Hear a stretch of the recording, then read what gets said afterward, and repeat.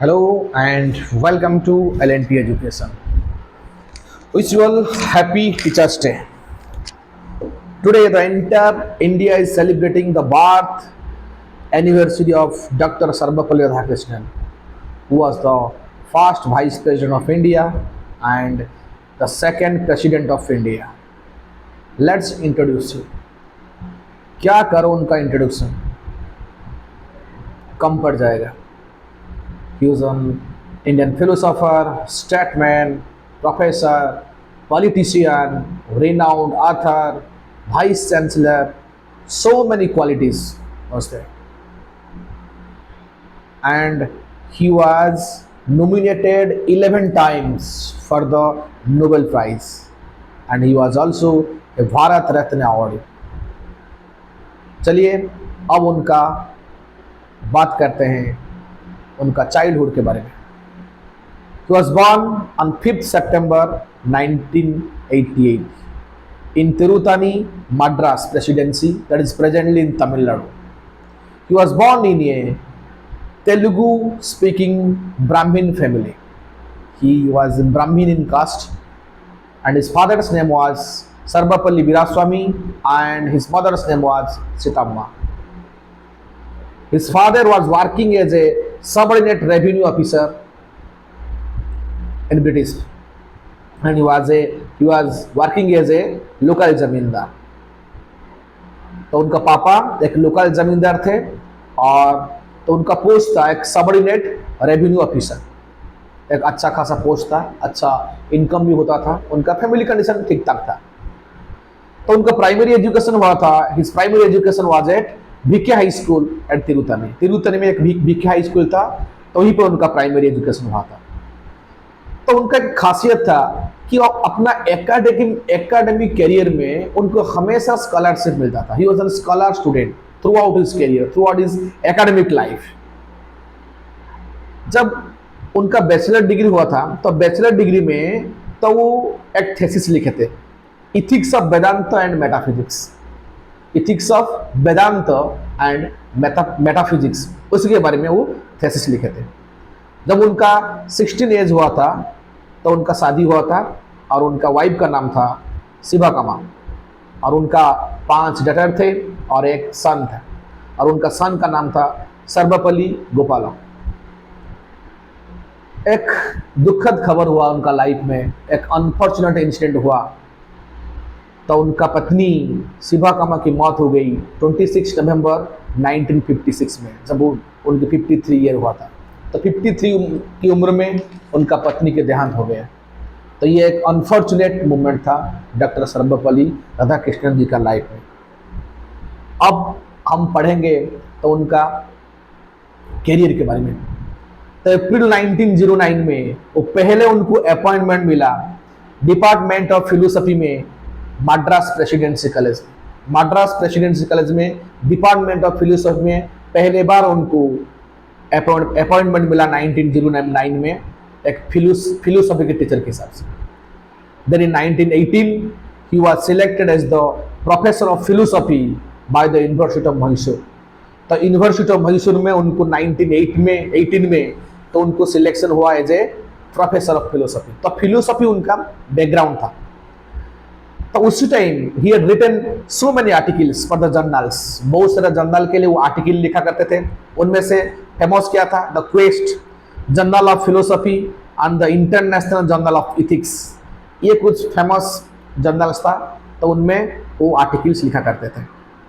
1921 में तो उनको एक प्रोफेसर के हिसाब से अपॉइंटमेंट मिला, वही फिलोसफी में. कहाँ मिला था? ना यूनिवर्सिटी ऑफ कलकत्ता में मिला था. फिर 1931 से 1936 तक वो वाइस चेयरमैन के हिसाब से काम किए आंध्रा यूनिवर्सिटी में.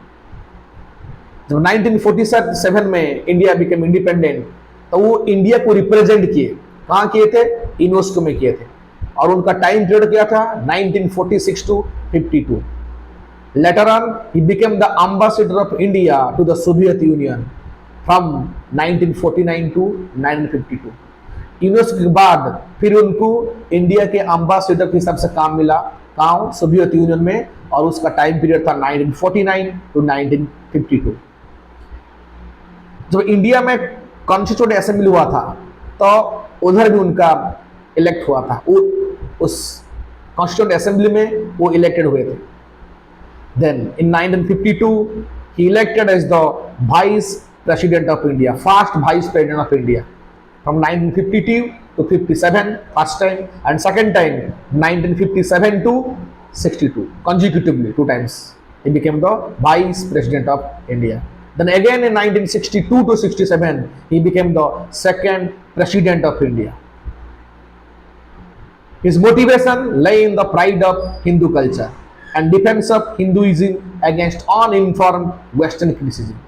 उस time western thoughts, western philosopher ने हिंदुइज्म को क्रिटिसिज्म करते थे, क्रिटिसाइज करते थे, तो उनको ये डिफेंड करते थे कि आप लोग कुछ पता नहीं है हमारे हिंदुइज्म के कल्चर के बारे में। तो पहले से जब उनका पिताजी चाहते थे कि अपना बेटा एक पंडित बने, एक प्रीस्ट बने, क्योंकि उनका ना वेदांत में, गीता, उपनिषद में बहुत सारे मतलब उनका नॉलेज था, तो उनको डिफेंड करना पड़ता था, क्योंकि वेस्टर्न कल्चर वाले उनको कुछ मालूम नहीं था हमारा कल्चर के बारे में। वो सोचते थे Indian culture is not good, Indian culture उनमें से कुछ नहीं है, ये नहीं है, मतलब ऐसा बात करते थे। उनको डिफेंड करते थे डॉक्टर सर्वपल्ली राधाकृष्णन जी। और डॉक्टर सर्वपल्ली राधाकृष्णन जी जब प्रेसिडेंट बने तब उनका कुछ दोस्त और कुछ स्टूडेंट्स आके बोले कि हम आपका बर्थडे सेलिब्रेशन करना चाहते थे, और उन्होंने बोले it would my proud privilege if 5 सितंबर is observe as the teachers day. मतलब मेरा बर्थडे को मैं इस संसार, इस भारत में जितने टीचर से मैं उनको डेडिकेट करता हूँ। अब फाइनली हम पढ़ेंगे उनको क्या क्या अवार्ड मिला है। देखो, पहले भारत रत्न मिला था 1954 में, नाइट बैचलर मिला था 1931 में British India. Then honorary member of the order of merit उनको मिला था 1963 में, यूके मिला था।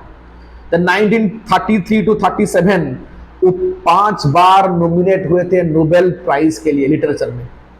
1961 में उनको मिला था Peace Prize of German Book Trade. 1968 में मिला था Sahitya Akademi philosophy award.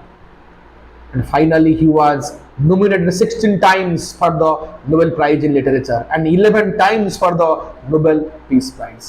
But unfortunately he had not got a single Nobel Prize, because at that time the Western persons are not giving the awards to the Indians. That was the unfortunate movement of Sir Dr. Sarvepalli Radhakrishnan. But undoubtedly he was a genius, one and only masterpiece man of India. And finally, in 17th April 1975, at the age of 86, he left us, means he died at Madras, Tamil Nadu. ये था उनका short life story about doctor Sarvepalli Radhakrishnan ji. आशा करता हूँ कि आपको अच्छा लगा होगा। अगर आपको ये लेक्चर अच्छा लग रहा है तो इसको लाइक कीजिए, शेयर कीजिए और सब्सक्राइब कीजिए। जय हिंद।